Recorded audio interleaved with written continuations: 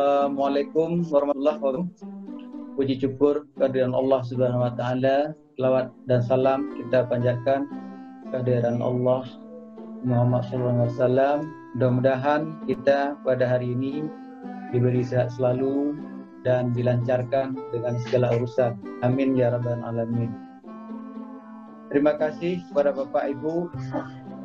Kami pada hari ini tanya dokter, dan terima kasih kepada narasumber kami yang berhadir di tempat yang bahagia ini, Dr. Cut Putri Samara, dengan taufik yang umumnya dialami oleh anak-anak.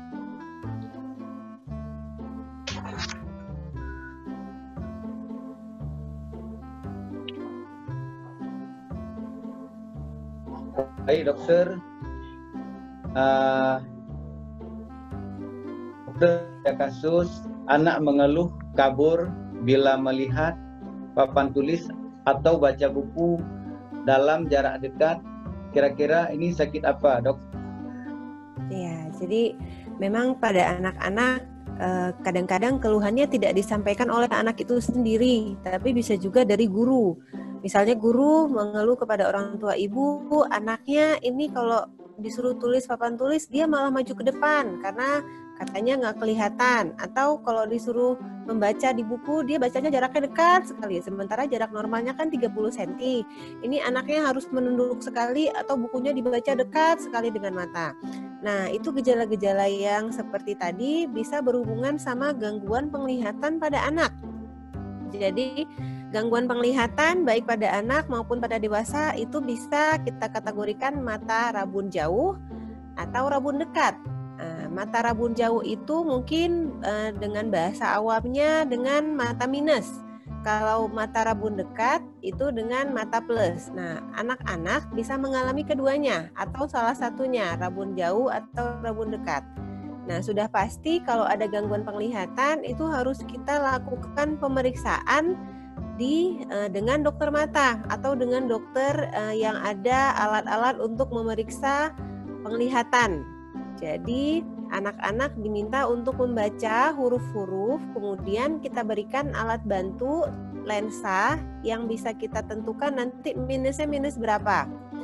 Jadi anak-anak kalau memang sudah ada gangguan penglihatan dan memang pada saat pemeriksaan memang jelas dia ada gangguan penglihatan baik mata minus, rabun jauh atau rabun dekat, itu memang sebaiknya kita sarankan untuk memakai kacamata. Gunanya apa? Supaya dia bisa belajar dengan baik, supaya dia bisa mengikuti pelajaran dengan baik.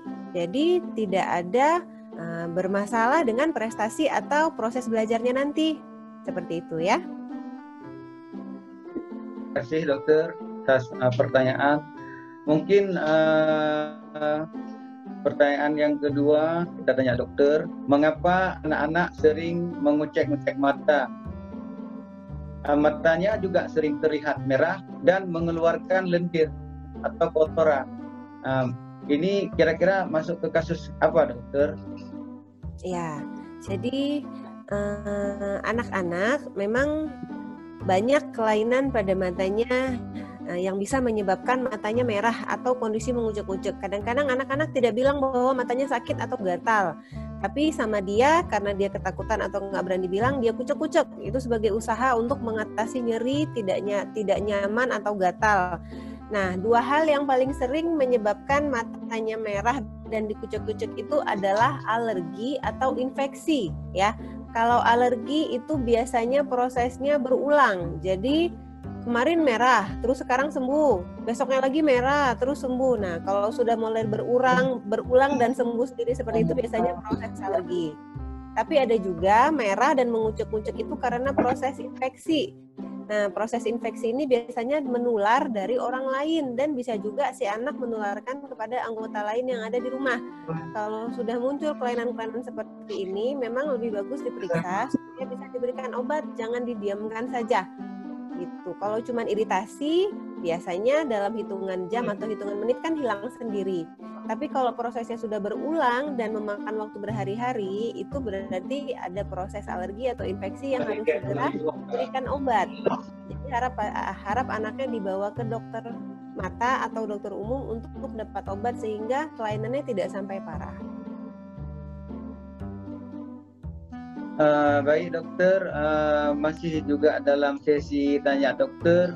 Mungkin pertanyaan ketiga dari kami. Kadang-kadang mata anak terlihat seperti mata kucing dokter, atau bila difoto atau disenter terlihat pantulan putih dari dalam bola mata. Mengapa hal ini bisa terjadi dokter? Ya, jadi memang kalau ada anak-anak, terutama anak di bawah 5 tahun, yang kita lihat biasanya kelainannya ini tidak dirasakan oleh anak. Dia nggak ngerti, matanya kabur, matanya warnanya ada putih, anaknya itu nggak sadar. Tapi biasanya ada orang lain yang bilang, kalau bukan orang tuanya, saudaranya. Jadi kalau anaknya difoto, kita kan kalau difoto biasanya ada refleks dari mata hitam kita itu ada sinar yang keluar warna merah. Atau kalau di senter, mata kita juga mengeluarkan sinar berwarna merah. Itu normal. Tapi apabila ada anak-anak, kalau di senter malah matanya jadi pantulannya itu warna putih seperti mata kucing. Nah, itu kelainan yang harus segera kita periksa dan harus segera kita tangani. Yang paling sering menyebabkan pantulan warna putih itu nomor 1 katarak. Katarak bisa juga pada anak-anak. Nomor 2 bisa juga kelainannya tumor atau ada daging tumbuh di dalam bola matanya. Nah, itu juga berbahaya, harus segera ditangani. Nomor 3 bisa juga akibat infeksi. Jadi ada nanah di dalam bola matanya. Nah, 3 kelainan ini kadang-kadang tidak disadari oleh anak. Jadi anak itu nggak bilang kalau matanya sakit. Justru orang lain yang sadar, oh ini ada putih-putih di dalam matanya.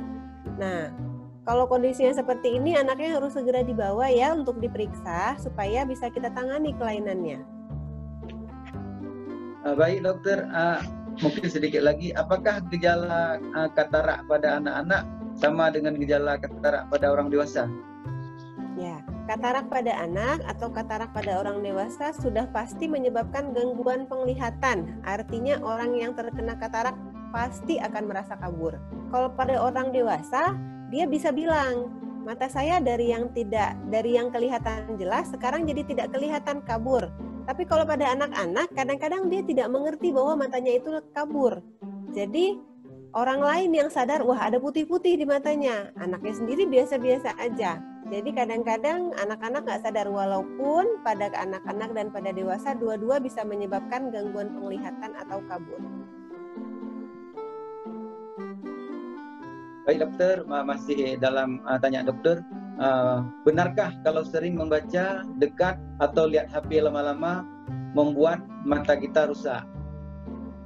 Ya, jadi gangguan penglihatan seperti yang saya jelaskan tadi itu ada berupa mata minus atau plus, atau semua kelainan yang menyebabkan matanya harus dibantu dengan pemakaian kacamata untuk melihat. Jadi mata minus itu sebenarnya ada gennya, artinya ada faktor yang diturunkan dari orang tua. Makanya 50% orang tua dengan kacamata minus tinggi biasanya akan turun ke anaknya.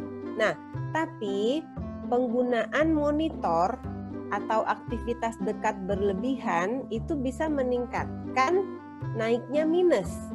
Jadi tidak semua anak-anak yang aktivitas dekat berlebihan jadi minus, tapi memang pada beberapa anak yang matanya sensitif atau ada gen atau ada turunan minus dari orang tua, kakek, nenek atau yang di atas, itu malah bisa jadi timbul minusnya.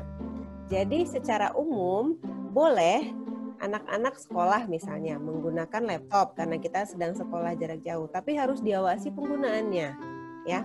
Memang penggunaan yang disarankan itu adalah maksimal 30 menit, kemudian istirahat 2-3 menit, baru kita lanjutkan lagi. Secara umum, penggunaan monitor atau aktivitas dekat yang berlebihan memang tidak menyebabkan kerusakan mata secara langsung, tapi bisa menyebabkan mata lelah. Kalau mata lelah itu sudah pasti kepala kita pusing, mata kita berair, bahkan mata kita jadi gampang iritasi atau sensitif. Ya, tapi untuk menyebabkan penggunaan kacamata itu secara tidak langsung. Artinya harus ada turunan dari orang tuanya dan Si anak sendiri matanya memang sensitif atau gampang jadi minus gara-gara terlalu banyak aktivitas melihat dekat termasuk monitor. Kira-kira seperti itu ya. Baik dokter, yang sekarang yang sangat kita cemaskan kan, anak-anak sekarang sering bermain HP dalam waktu yang sangat lama. Apakah efek daripada itu juga sangat besar pada kerusakan matanya, dokter? Ya, jadi secara tidak. Jadi gini, penggunaan HP itu yang kita takutkan itu bukan radiasinya.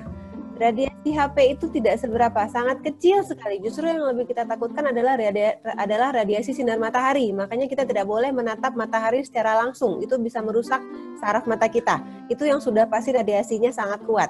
Tapi radiasi dari monitor, HP, TV itu sangat kecil. Nah, penggunaan monitor, HP yang kita menjadi masalah itu frekuensinya, bukan radiasinya. Artinya penggunaan yang berjam-jam. Karena frekuensi lebih dari 30 menit itu dapat menyebabkan mata lelah. Mata lelah itu gejalanya macam-macam, bisa pusing, bisa matanya berair, bisa matanya merah, dan pada anak-anak yang memang menggunakan kacamata itu bisa menyebabkan minusnya jadi malah gampang naik. Makanya secara umum saya sangat menyarankan penggunaan monitor atau TV atau laptop itu digunakan kurang dari 30 menit. Kalaupun memang harus dilanjutkan lagi, diberikan waktu istirahat untuk matanya 2-3 menit baru dilanjutkan lagi untuk penggunaan monitornya. Jadi jangan terus-menerus berjam-jam. Kalau memang tidak perlu, ya tidak usah. Karena penggunaan komputer berjam-jam sudah pasti, 1, menyebabkan mata lelah, 2, meningkatkan resiko atau meningkatkan penambahan minus pada matanya. Seperti itu ya. Baik dokter, mungkin ini yang terakhir tentang tanya dokter. Ini mungkin sering kita dengar makan wortel atau sayur bisa menyembuhkan mata minus atau kacamata. Ya, mungkin dokter bisa jelaskan. Terima kasih. Wortel atau sayuran terutama yang warnanya oranye atau yang warnanya hijau itu memang mengandung vitamin A. Vitamin A sendiri dibutuhkan oleh mata kita. Vitamin A dibutuhkan oleh saraf mata kita supaya kita bisa melihat dengan jelas, ya.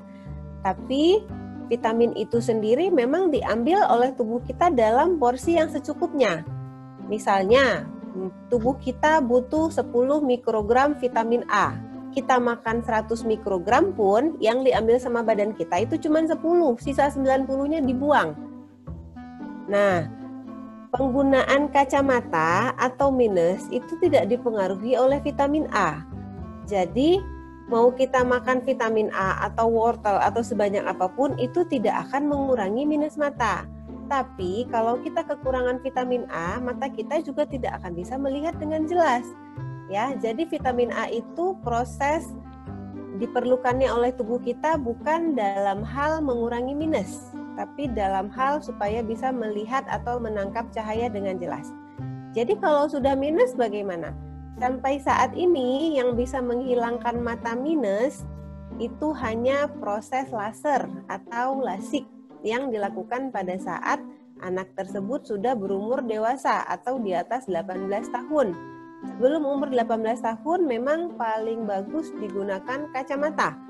Untuk apa? Supaya minusnya tidak tinggi-tinggi, karena proses laser sendiri itu ada batasnya. Kira-kira seperti itu ya.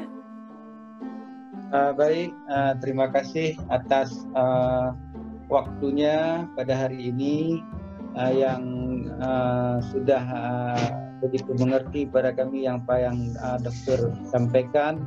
Mudah-mudahan ada manfaatnya. Sekali lagi terima kasih kepada Dr. Cukputri Samara, spesialis penyakit dalam. Ya, terima kasih sama-sama.